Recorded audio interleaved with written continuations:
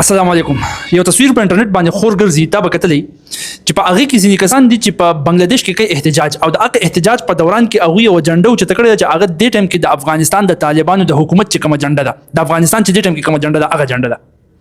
اوس د کمال خبره ده چې دا کوم خلک په بنگلاديش کې دا جنډه چته یو د قشنت کې توري جنډې نوري مچته نو دا تقریبا 15 ورځې مخکې راوتی او د دوی احتجاج د وسنی بنگلاديش حکومت خلاف د وسنی چې کوم د بنگلاديش حکومت د هغه مشر دی محمد یونس او هغه وی چې دا نگران حکومت د مونږ وروسته بیا الیکشنز کوو پراپر حکومت بقایمو دا ویلو خو حکومت لا روان دي د محمد یونس حکومت دا هغه حکومت ته کوم چې د شیخ حسینه حکومت غورځول او شیخ حسینه تخدیدل او دوی خپل حکومت قائم کړو اوس د دغه خلاف دوی را پاسېدلي احتجاج کوي دا 15 ورځې مخکې خبره ده چې پاره کې دا جنډې لیدل شوې دي ماته ځینې کسانو راسم کړل چې دا جنډې پاره کې سکه نو په دې خبره دي په یوم خو د اغه نه مخکې یو بل میجر ډیولپمنٹ غټ ډیولپمنٹ شوی دی په سیریا کې په شام کې پاره باندې لګونته کې ځان پویا کا ګوره په شام باندې مونږه پرونم کلاس اغستیو چې په اغه ځکه کم د علیواتی کمیونټي د هغه خلاف وسنی چې کوم د شام حکومت د هیئت تحریر الشام دوی ور سره جړپ کړی دی هغه فسادات ډیر جوړ فساداتو د جنگ منظر ورکو په هغه کې د سلورو درې ورځو کې د نظرونو سیوا مړی شي خو اوس هغه حالات کنټرول شو اوس چې هغه حالات کنټرول شو کنه نو एकदम پسې د خبر راغی دا یو میجر ډیولپمنٹ مخ راغی چې د هغه د وجه نه د دنیا حیران شو او هغه د چې د سیریا د شام چې کوم د مدور اسی په حصو کې تقسیم شوی ښکاری داسي چې ډېر مدبات بل دینه یونایټډ یو سیریا جوړ شي څه شي د دې خو له کوم کې په غور باندې وګوره چې کوم په هغه ځکه اس ډي اف د سیریان ډیموکراټک فورسز هغه د وسنی حکومت سره کوم چې احمد حسین الشرا د هیئت تحریر الشام مشر هغه قائم کړی دا هغه سره لاس ملاو کو چې او مونږ تیار یو دي ته چې مونږ یونایټډ سیریا جوړ کو یو سیریا جوړ کو یو حکومت جوړ کو یو ملک ته جوړ کو دا اوس پر دا په درو حصو کې ګوره تقسیم شوی و په یو ځای کې دا اس ډي اف والا پراتو په بل ځای کې دا هیئت تحریر الشام والا پراتو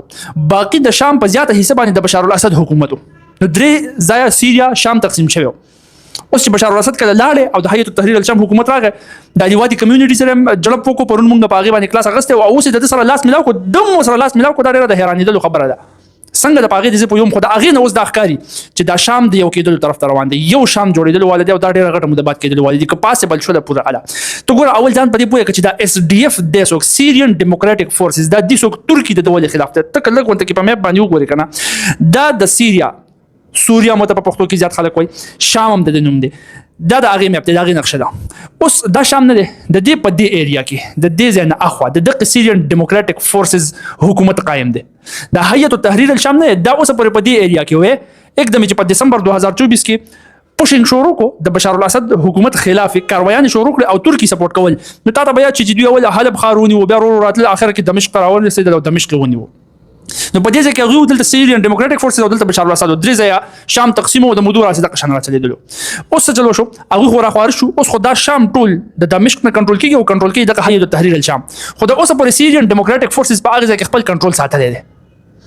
اوس د سیریان ډیموکراټک فورسز د دوی سره لاس ملاو کو چې یو ځای کیږي اوس دا سیریان ډیموکراټک فورسز نه دی یاد ساته د دوی مدد کوي امریکا یو اس ای او چې یو اس ای مدد کوي د مطلب دا چې اسرائیل په حق کې ولاړ دی ترکی ولې خلاف دی دا سیریان ډیموکراټک فورسز چې دی په دې کې دي زیاده تر کوردز او دا کوردز نه دي دا تقسیم شوی دي دا په ترکی کې په دې علاقه کې دي دا په عراق کې په دې علاقه کې دي دا کوردز بلاشه کوردز په دې کې دي هغه نېشنلیست دي هغه قوم پرست دي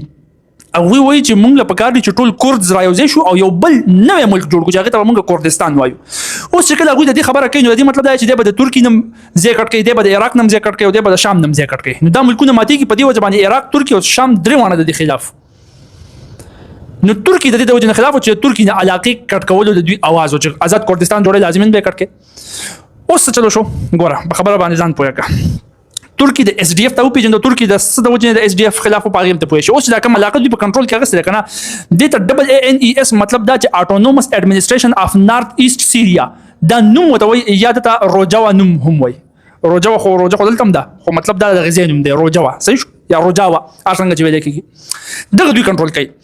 هیئت تحریر الشام راغی د اوسه پورې د دې کنټرول د دوی سره دی دا بالکل جدا دا اوس چې تاسو ما کوم وی کنه چې یو بل څه ملاو شو د دوی اګریمنت دا وشو چې یو ځای کوي مطلب چې اوس په ټول شام یو شام جوړ شي اګریمنت څنګه وشو دی خو دا کومته کې تو وګوره په اګریمنت کې دی دا وی چې څومره زمونږ انسټیټیوشنز دي کنه دا به انټیګریټ مطلب انټیګریټ په انګلیش کې وی یو ځای کې دی دا به یو ځای کو نو کوم انسټیټیوشنز خو هغه ملټری انسټیټیوشنز دي د فوج ادارې دي او خو هغه سیویلین انسټیټیوشنز دي د عام خلکو ادارې مطلب عام ادارې چې د فوج نه لکه تعلیمي ادارې شو یا د صحت ادارې شو یا د نور مختلف قسم ادارې نو که سیویلین انسټیټیوشنز دي که ملټری انسټیټیوشنز دي څومره چې ادارې دي دا به یو ځای کو دا به انټیګریټ کو په دې باندې دوی اګریمنټ وکړو باقاعده دا د اس ډي اف مشر دی عابدین نومې دی او دا ابو محمد الجولانی دی احمد حسین الشراغ ته پیژني او د دې نه علاوه چې دا ادارې به یو ځای کو چې کومې علاقې د دوی سره دي دا هغې ته تیار دي چې دا دوی هیئت التحریر الشام له لاس کې ورکړي چې د کنټرول والا او دې کې سپیشلی دا ځای نه دی خو هلک غونډې کې ته په مېپ باندې وګوره دا علاقې نه دي اوس چې کله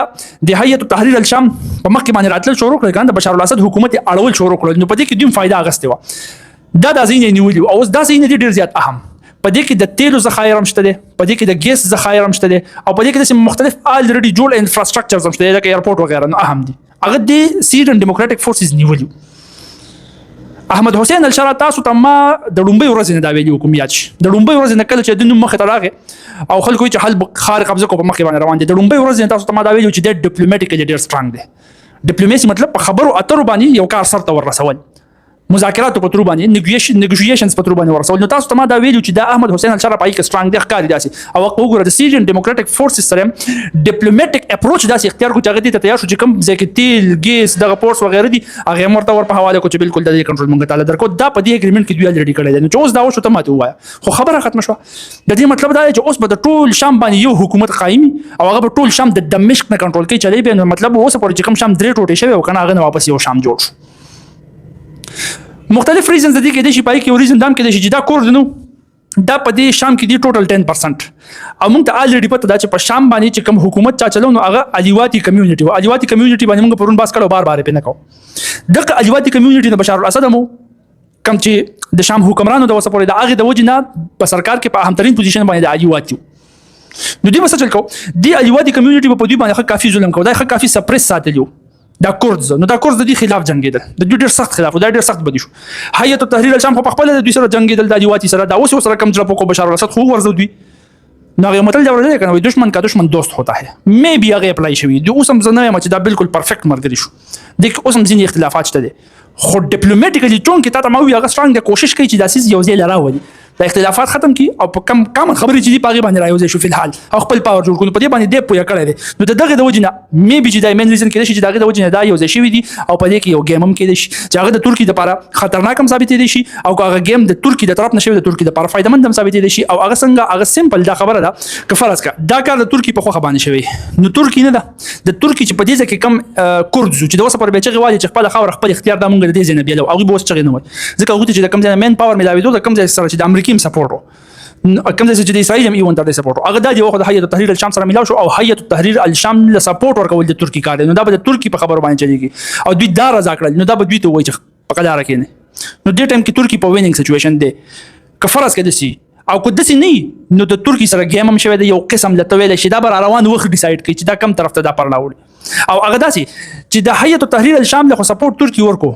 مې به هیئت التحریر الشام د ترکی نسترګې بدلی کړي د سره لاس ملاو کړل او د انډایرکټلی د کورد سره چې کوم سپورټ دا نورم سیوا شو او د کورد هغه چې غواړي چې ترکی موږ ازادي حاصله وغه نورم سترنګ شینو دا خو د دې خبرې ثبوت دی چې ترکی سره گیم وشو ترکی کې چې دغه کم د ترکی خلاف خلکو دا نورم مضبوط شو دوه کې دي تخپل رائے ورکړه چې کم کې دي راتاویږي هغه خبره ده کم چې په سٹارټ کې وکړه چې یاره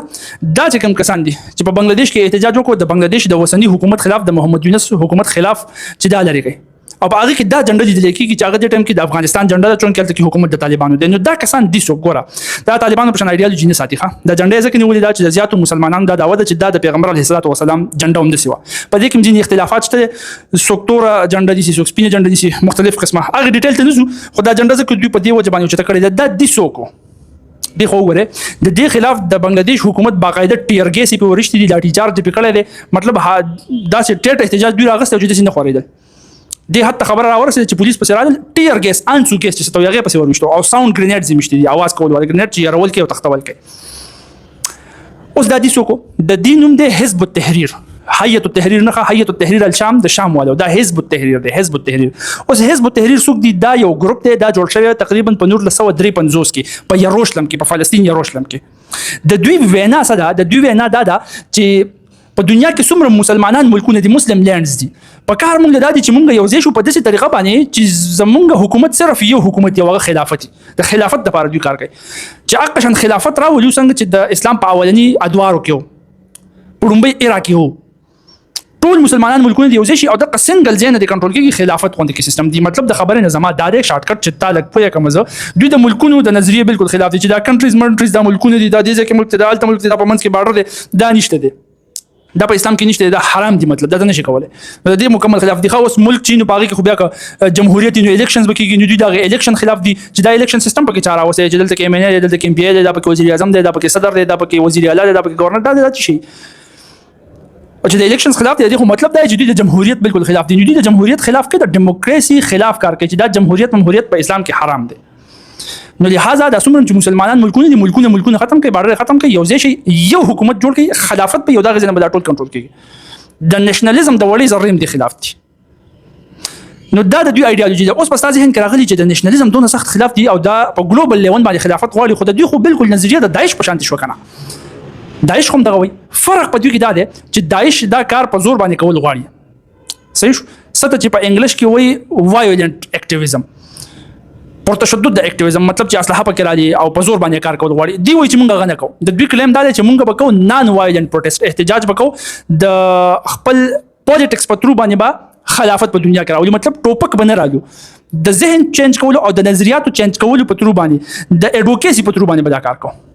نو په دې ډول کې دا فرق شته دی. خو ځینې الزامات په دوی باندې داسې لګي چې دوی لینکس شته دی د ایکستریمیزم سره دوی اسلحه راځي دا صرف دوی دا په دوی باندې الزامات لګي باقي الله تعالی ته پته ده. اوس ګوره عمده ګروپ نه دی دا حزب التحریر دا په یو کې بالکل اکټیو د خپل کار کوي ته په پابندي نشته دی په استرالیا کې او په امریکا کې خو په دوی باندې چې پابندي ده کنه نو په پاکستان کې دا په انډیا کې دا په بنگلاديش کې دا په چین کې دا په ترکی کې دا په مصر کې دا د څه په وغیرہ وغیرہ په مختلفو ملکونو کې په دې ملکونو کې په دوی باندې پابندي ده. دا ملکونه وایي چې دا زمونږ سالمیت ته خطر جوړي دا زمونږ ملک ته خطر جوړي د نېشنلزم خلاف اډوکیسي کوي ځکه نو په دې ځینو کې دا باندې. اوس ګوره په بنگلاديش کې एकदम ولې را پاسېدل